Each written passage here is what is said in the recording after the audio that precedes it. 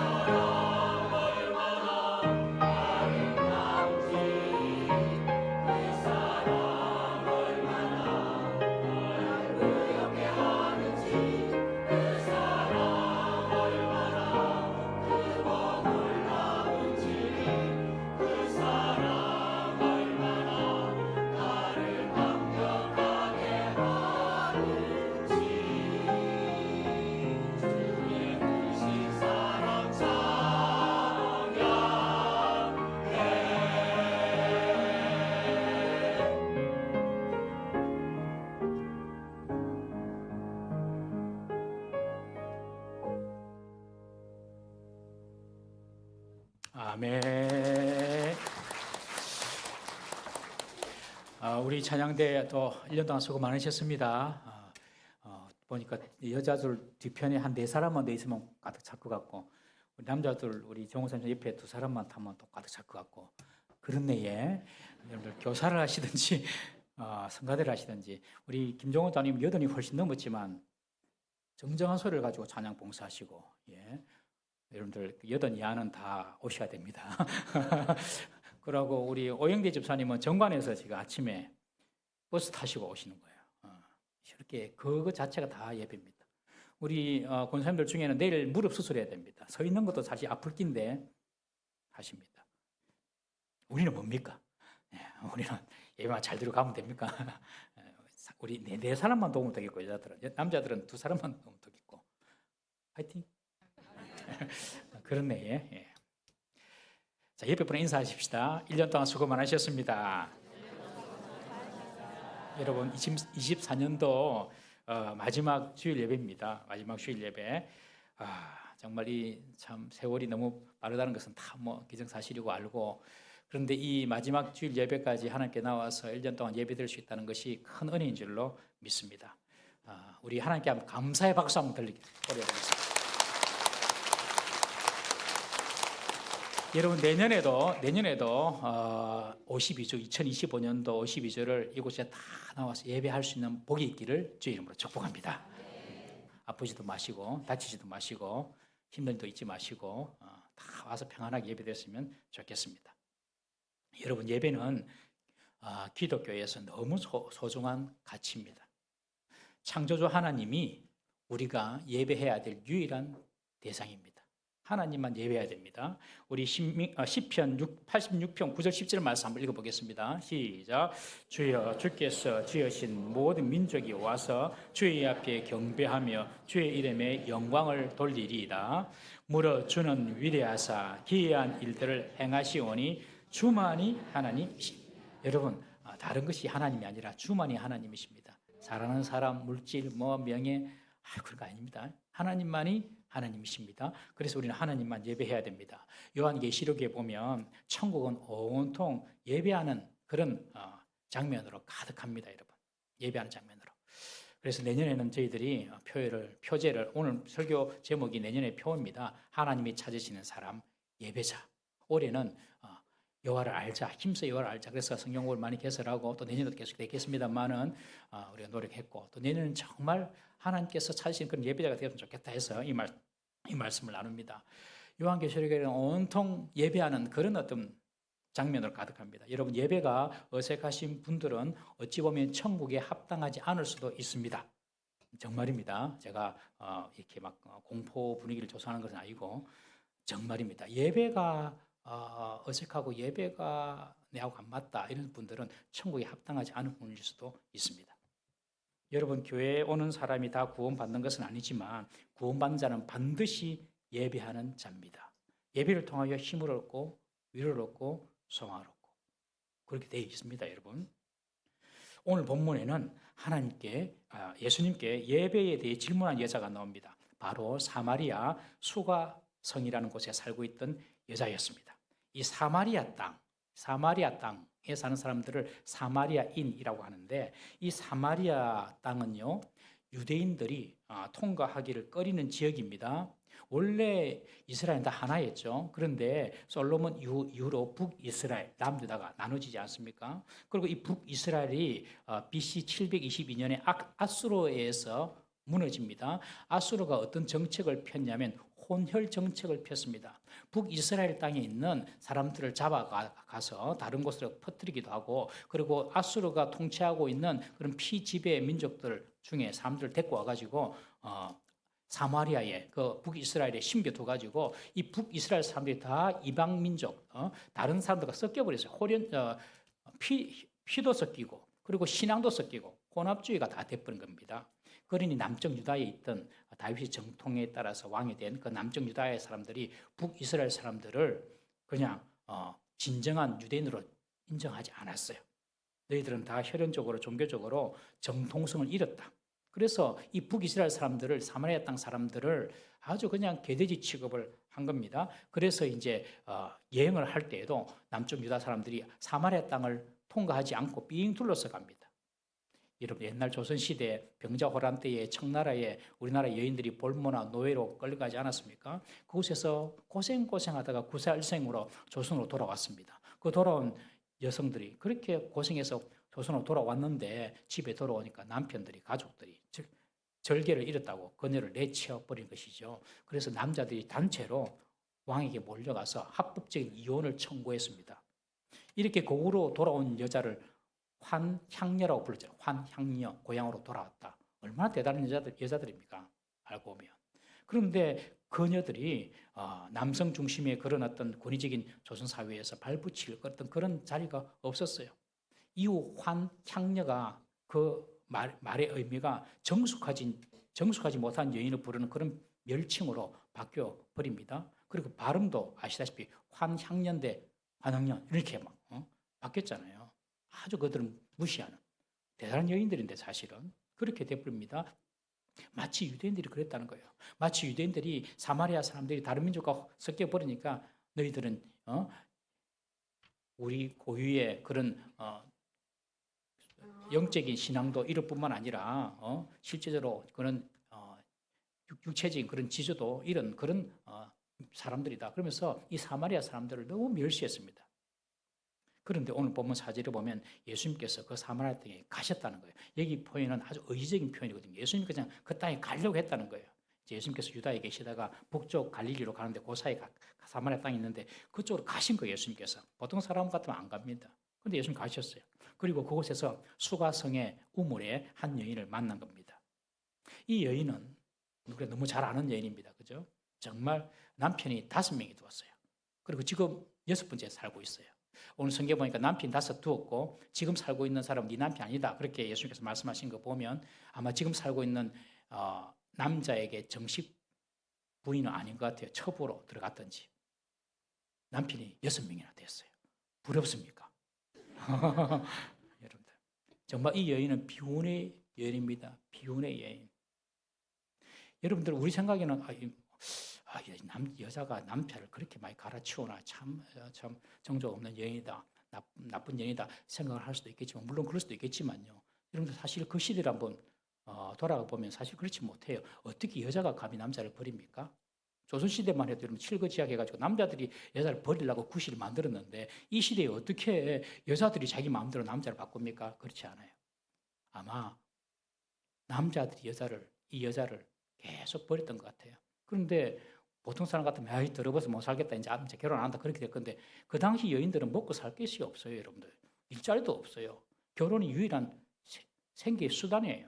그러니 어쩔 수 없이 그냥 지금은 첩이라도 들어가서 사는 겁니다. 여러분 이 여인은 정말 슬픔의 여인이고 정말 그 비통한 마음을 가진 그런 여인임에 틀림이 없었습니다. 그런데 예수님이 이 불쌍한 여인을 찾아오신 거예요. 왜? 예수님께서 그 남자들이 유대인들이 가지 않는 사마리아 땅에 들어가시고 그리고 그 12시, 이게 보면 6시라는데 이스라엘 시간 12시거든요. 그 내리쬐는 그 뙤약볕 때 아무도 물기를 오지 않는 그 우물에 예수님께서 그 여인을 만나러 가셨을까요, 여러분? 그 뜨거운 그 정오에 예수님께서 그 여인을 만나러 가신 거예요. 왜요? 그녀에게는 한 가지 놀라운 관심이 있었습니다. 그것은 바로 예배에 대한 관심이었어요. 그녀에게는 아무것도 없었는데 한 가지 예배에 대한 관심이 있었어요. 바벨론 포로 이후에 유다가 70년 포로 생활을 마치고 예루살렘으로 귀환합니다. 귀환해서 이제 우리가 한번 제대로 한번 섬겨보자. 70년 동안 제대로 하면서 못 생겼는데 하고 성전을 짓습니다. 성전을 짓는데 북쪽에 있던 사마리아 사람들이 내려와가지고 우리도 성전 짓는데 도와줄게. 우리도 하나님 섬기잖아. 같이 한번 성전 지어보자. 그때 스룹바벨과 다른 지도자들이 그럴 수 없다. 너희들은 이미 혈통적으로 신앙적으로 다 혼합주의로 빠져버린 잘못된 민족이다. 그러므로 우리 너희들과 함께 동업하여서 성전을 세울 수 없다고 그들을 배척해버린 거예요.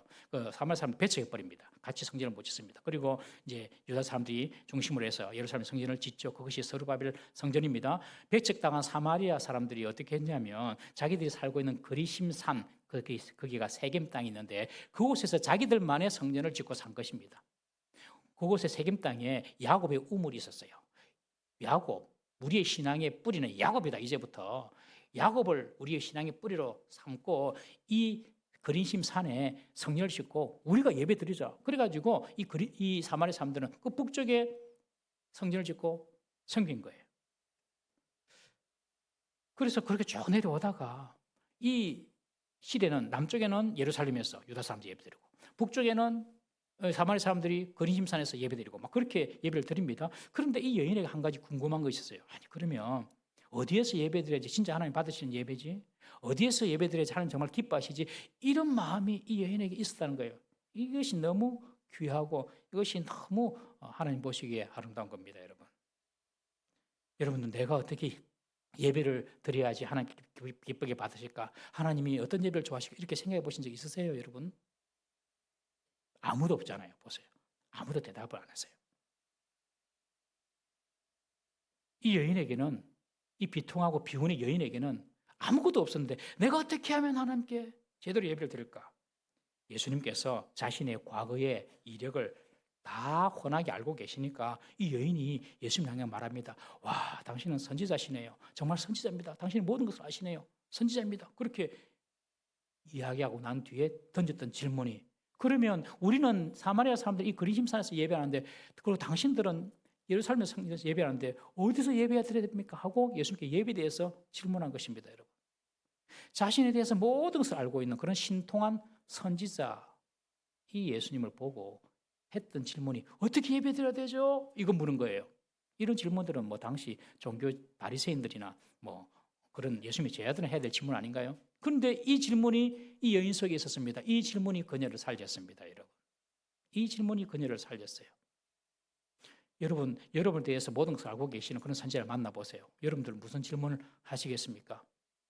이 여인 이렇게 질문할 수 있었겠죠. 내가 5번이나 남편이 바뀌었는데 정말 어떤 남자랑 살아야 되겠습니까? 어떤 남자랑 살아야지 정말 행복하고 편안한 삶을 살 수 있을까요? 이렇게 질문할 수도 있고, 내가 마을에서 좀 내 수치와 또 내 부끄러움을 싣고 내 명예를 회복하는 방법 뭐가 있을까요? 이렇게 물을 수도 있고, 내가 잘 먹고 잘 사는 방법이 뭐가 있을까요? 이렇게 물을 수도 있지 않습니까? 지금 그런 질문 하나도 안 해요.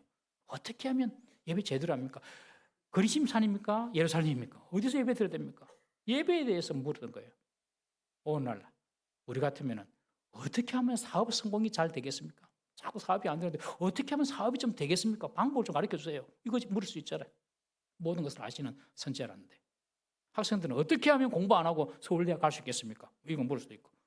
또 어떤 분은 이번 주 로또 번호는 무엇입니까? 이렇게 물을 수도 있잖아요. 그런데 그런 거 안 물었어요. 자신에게 지금 당장에 필요하고 자신의 삶에 유익을 주는 것 같은 그런 문제는 안 묻습니다. 안 묻고 그냥 예배에 대해서 궁금했습니다. 여러분, 잘 되려면요, 관심부터 바뀌어야 됩니다. 잘 되려면 관심부터 바뀌어야 됩니다. 나의 중심의 관심에서 하나님 중심의 관심으로 바뀌어야 됩니다. 이 여인은 어떻게 예배 드리는 것이 중요한가? 그 관심이 있었어요. 사랑하는 성도 여러분, 올해 2025년도 24년도 지나가고 내년 25년도 우리가 맞이하는데 여러 가지 계획이 있고 여러 가지 복잡한 게 많잖아요. 아마 다 생각이 복잡할 겁니다. 그럼 한 가지만 먼저 정하십시오. 내가 내년 25년은 제대로 예배하는 예배자가 되겠다. 거기서 모든 것이 시작됩니다.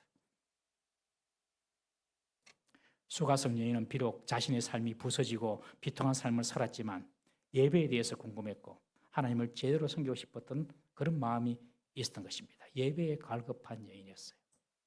예수님께서 다른 유대 남자들이, 유대 사람들이 가지도 않는 그 사마리아 땅에 왜 들어가셨을까? 그것도 정오에, 아무도 다니지 않는 그 정오에 12시에 그 왜 수가성 여인을 만나러 거기 가셨겠습니까? 바로 이 여인은 예배에 대해서 관심이 있었기 때문에 그렇습니다.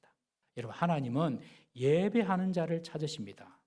공부 많이 하고 똑똑한 사람 찾으시는 거 아니고, 그리고 잘나고 키 크고 이런 사람 찾으시는 거 아니고, 그런 사람 찾았으면 뭐 요새 한 반 이상은 탈락될걸요. 다 저부터 제외 팍팍팍.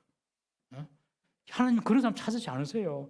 제발 아셔야 돼요. 하나님은요, 당신을 찾는 자, 예배하기를 기뻐하는 자 하나님이 찾아주시는 줄 믿으시기를 바랍니다. 22절에 보니까 예수님이 말씀하십니다. 너희는 알지 못하는 것을 예배하고 우리는 아는 것을 예배하노니 이는 구원이 유대인에게서 남이라. 사마리아 사람들은 유대인들로부터 배척받고 난 이후에 이미 그들은 자기만의 종교를 세운 것입니다. 우리의 신앙의 뿌리는 야곱이다, 야곱. 딱 그렇게 정하고 다윗 혈통을 다 무시해버려요. 유다 왕들이 다 다윗 혈통이잖아요. 그죠? 유다 왕들이 다 다윗 혈통이에요. 그러니까 우리를 배척한 나쁜 인간들, 유대인들. 그래서 다윗 자체를 무시해버리고 다윗 자체를 인정하지 않습니다. 그러니 다윗의 후손으로 오실 그 메시아를 알 수가 없는 거죠.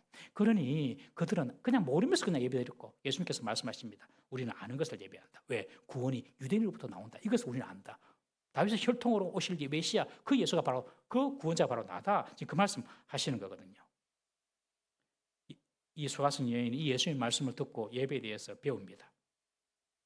그리고 이 여인은 그때부터 자신의 모든 무너진 것이 회복되기 시작합니다. 수치와 자존감이 치유되고 회복됩니다. 자신이 그렇게 만나기를 부끄러워해서 기피했던 그 동네 사람들, 그래서 혼자 아무도 물길을 오지 않는 그 정오에 물길을 왔던 그 여인, 사람 만나기가 싫은 거예요. 부끄러우니까, 수치스러우니까. 그런데 이 여인이 예수님 만나고 난 이후에 동네에 들어가가지고 예수님을 자랑하고 전도합니다. 그녀의 약점과 수치심이 완전히 치유되고 그녀의 모든 부끄러움이 다 씻겨진 것입니다. 그녀는 온전한 사람으로 치유가 된 것입니다.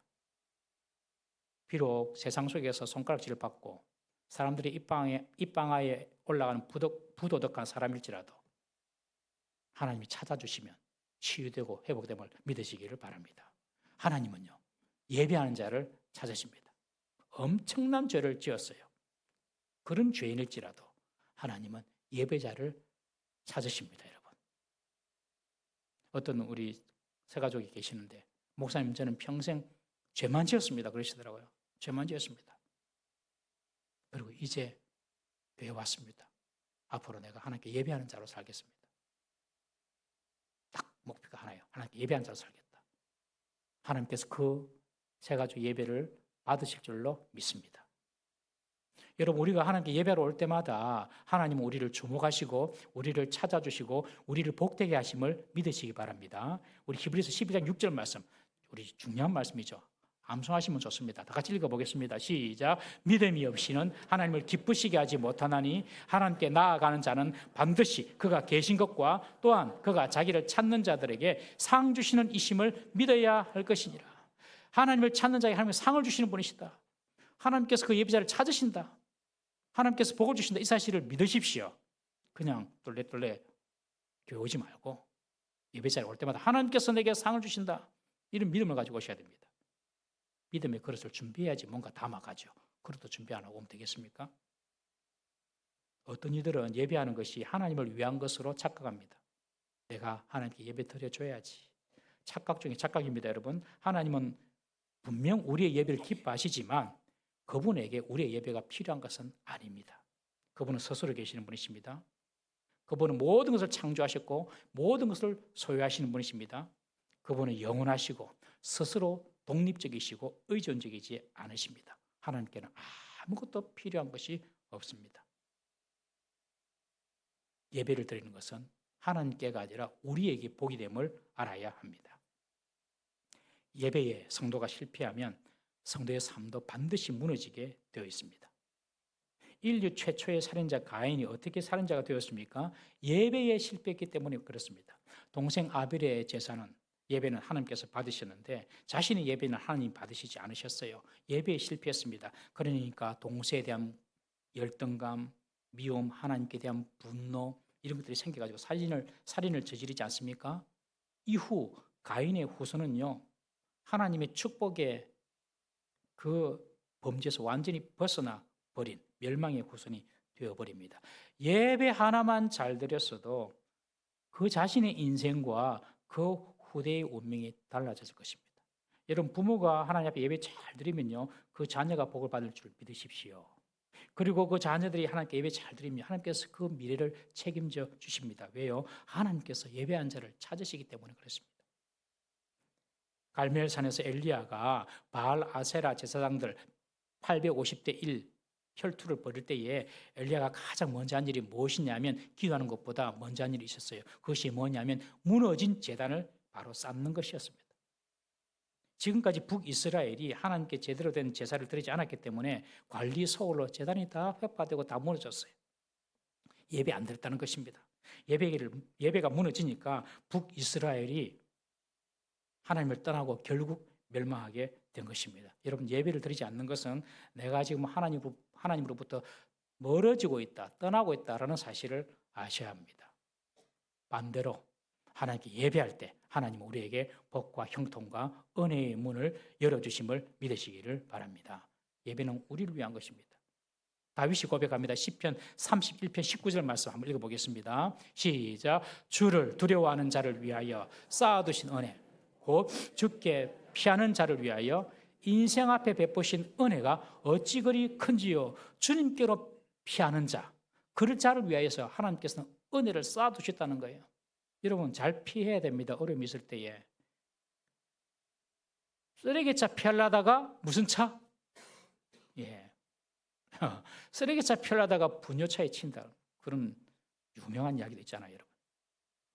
서울에 김양재 목사님이라는 여자 목사님이 계십니다. 우리들 교회 분당에 우리들 교회 김양재 목사님이 계시는데 이분이 처음부터 목사님 되려고 생각하지 않았어요. 그냥 뭐 가정주부였어요. 그런데 가정주부 생활하는데 신혼 때 가정주부 이제 시댁에 들어가서 신혼생활을 합니다. 너무 시댁살이가 힘이 들어가지고 친정 아버지한테 전화를 한 거예요. 아빠, 너무 사는 게 힘들어. 그러니까 그 아버지가 이북 사람인데 아버지가 하는 말, 밥만 먹여줘도 고마운 줄 알라.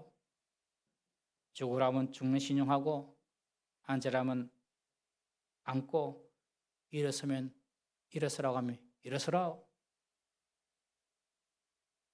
네가 서울대 나와서 그렇게 교만한 기야. 그렇답니다. 네가 서울대 나와서 그렇게 교만한 기야. 아버지가 딱 전화를 끊어버려. 그러니까 뭐 친정집에 부부싸움하고 가려 했는데 이런 부부싸움하고 친정집에 절대 가면 안 됩니다. 젊은 분들 당장에 내비로 주는데 뭐 가가지고 한 소리 들어 다 그게 꼬이는 길로 가는 거예요. 절대로 친정집에 가면 어리석은 거. 자기 아버지가 받아주고 자기 집도 빵빵했으면 그냥 우리 김양기 목사님 그냥 바로 친정에 가려고 했는데 아버지가 네가 서울대 나와서 교만한 게야. 그 말을 듣고 아버지가 거부하니까 집에 갈 수 있습니까? 그 길로 기도원 갔습니다. 기도원 가가지고 금식 기도하고. 그래가지고 결국 가정을 치유하는 그런 사역하면서 지금 하나님 목회자를 귀하게 쓰시고 계신다. 그렇게 말씀을 하시더라고요. 하나님께 피하는 자. 여러분, 어려움이 있을 때 딴 데 피하지 마십시오. 이 사람 만나고 저 사람 만나고 힘들 때 막 딴 거 찾으려면 안 돼요. 더 힘들어집니다. 더 꼬입니다, 여러분. 피할 분은 오직 여호와 하나님이십니다. 이 사실을 참 알았으면 좋겠습니다, 우리 성도님들이. 우리가 피할 길은 오직 주님밖에 없어요. 여호와께 피하는 자를 위하여 인생에 쌓아두신 은혜를 주님께서 준비하고 계십니다. 쌓아두신 은혜가 뭡니까? 자꾸 은혜를 쌓아두는데 왜 안 주고 쌓아둡니까? 그냥 주면 되는데 계속 쌓아두는 거예요. 쌓아두는 거. 왜요? 우리가 받을 준비가 안 돼 있어요. 우리가 바른 예배를 드리지 않습니다. 우리가 하나님께서 원하시는 그런 수준에 올라오지를 못해요. 그런데 더 줘보세요. 더 크게 망하지요. 여러분, 죽은 나무에 물 더 줘보세요. 더 빨리 썩습니다.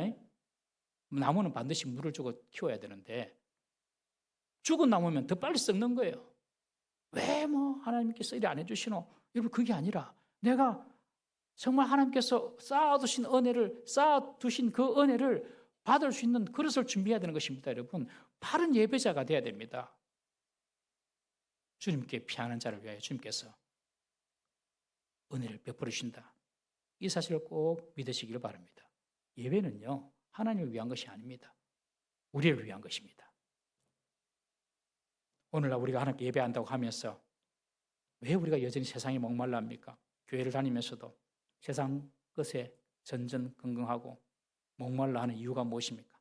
신앙생활을 한다고 하면서도 왜 감사와 만족함을 얻고 늘 원망과 불평만 있습니까, 여러분? 우리가 하나님께 참되게 예배를 드리지 않기 때문에 그렇습니다. 예수님께서 말씀하십니다. 참된 예배는 영과 진리로 드려야 한다. 영과 진리로. 영이 무엇입니까? 성령입니다. 진리는 말씀입니다. 원어에 보면 성령 안에서, 진리 안에서, 말씀 안에서 예배를 드려야 한다. 그렇게 말씀합니다.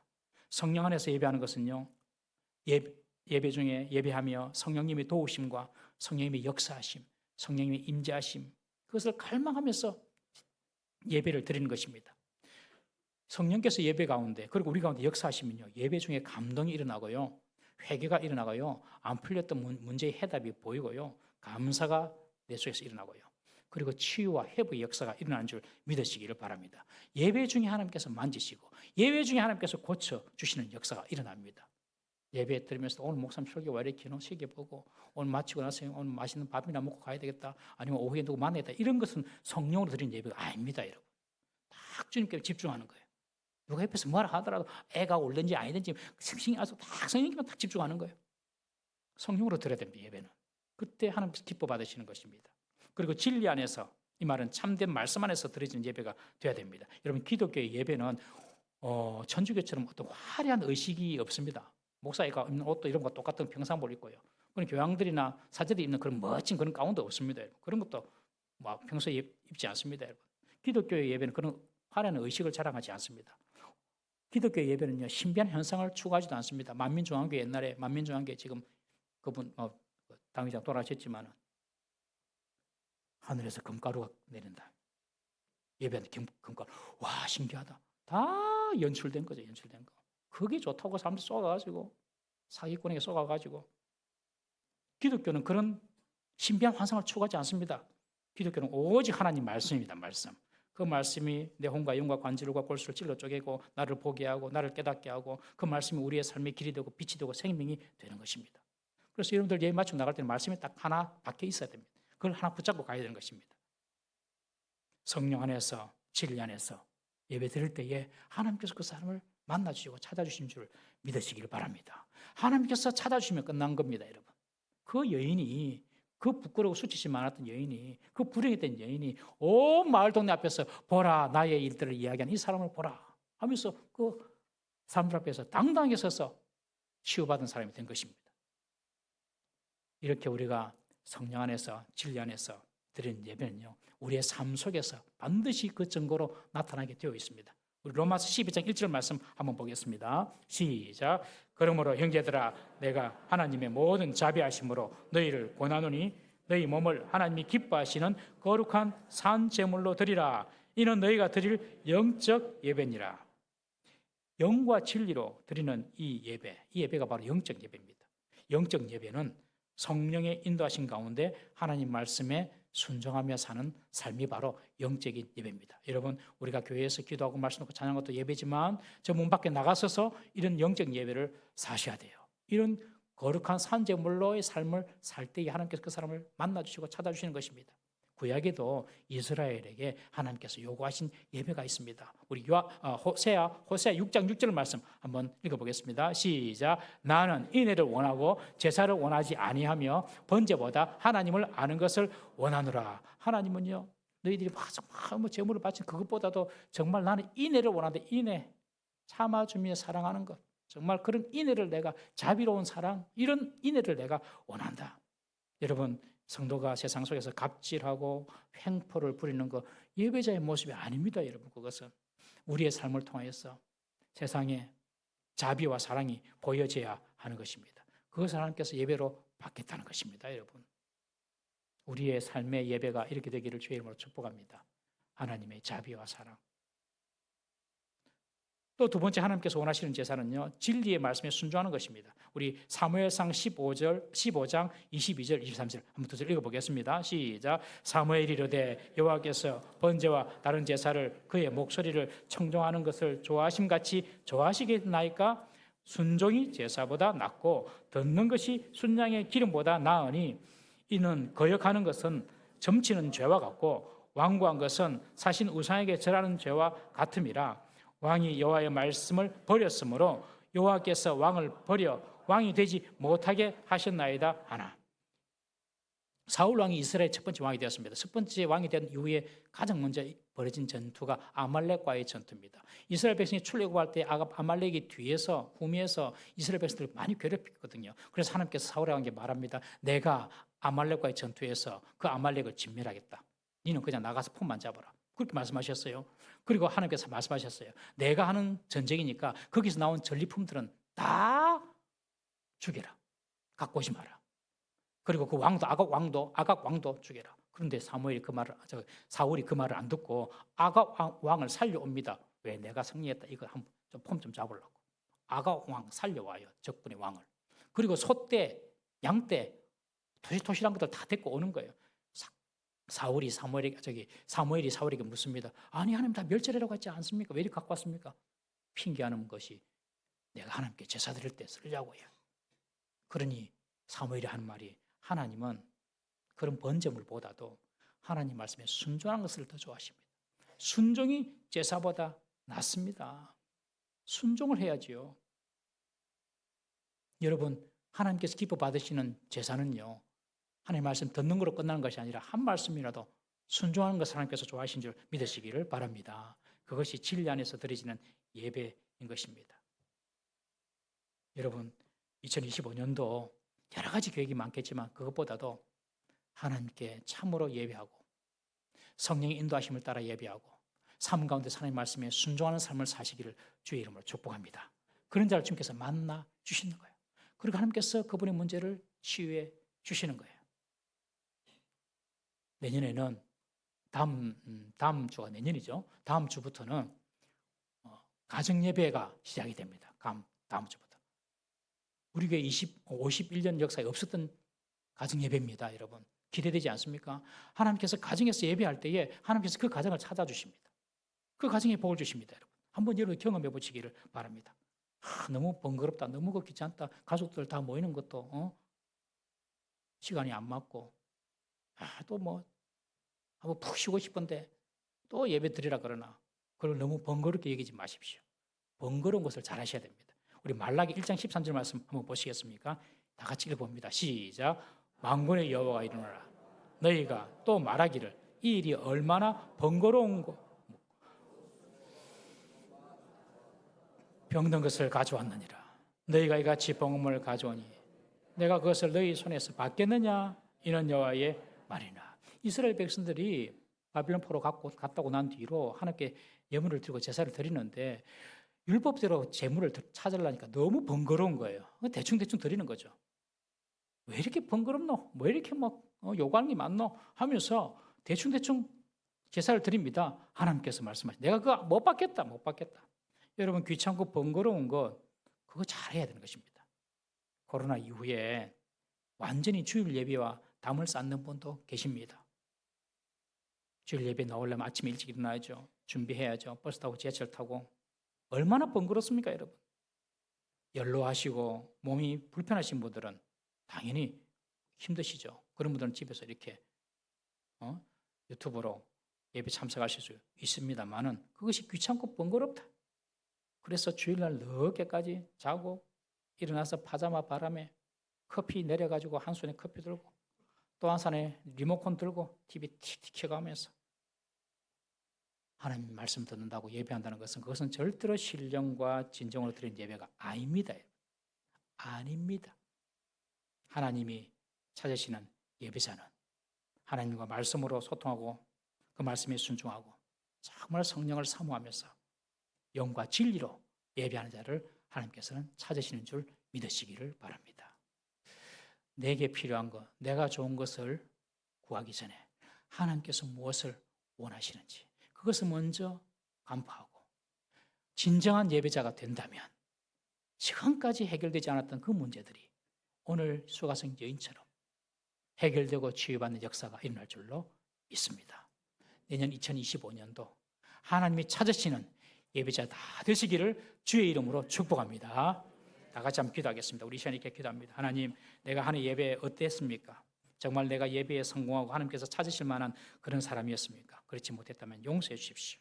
그리고 내년도에는 정말 하나님께 진정으로 그리고 영으로 예배할 수 있는 예배자가 되게 하십시오. 나부터 우리 가정이 예배자로 거듭나게 주옵소서. 한번 주여 한번 부르짖고 통성으로 기도하시겠습니다. 주여 하나님 아버지